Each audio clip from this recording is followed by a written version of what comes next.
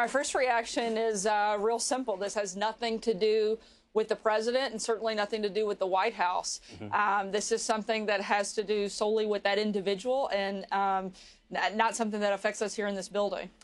Nothing to do with the president. On this show a couple months ago, Corey Lewandowski, who was one-time campaign manager to then-candidate Donald Trump, used to tell me it would make him crazy when then-candidate Trump would talk to Roger Stone on the phone, and it would happen a lot. So there is a connection between Roger Stone and the now president of the United States. You would concede that.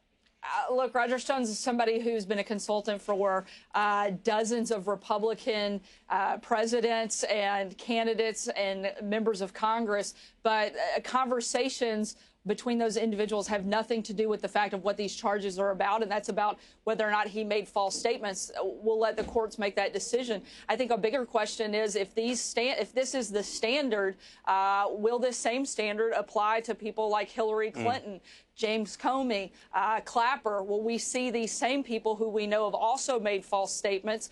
Will that same standard apply? And that's a question that we'll have to see what happens on that front. Did the president direct someone to contact Roger Stone about stolen emails? Look, John, I'm not an attorney. I haven't read through that. Even if I had, I'm not going to be able to provide you some type of insight or legal analysis. What I can tell you is that the specific charges that have been brought against Mr. Stone don't have anything to do with the president. Well, if you want to get into the weeds on that, Sarah, you have to talk to an attorney. In this case, it's not the weeds. We only know if it had something to do with the president when we know whether it was, in fact, then-candidate Donald Trump who directed a senior Trump campaign official to contact Roger Stone. Do you know whether that individual was the president?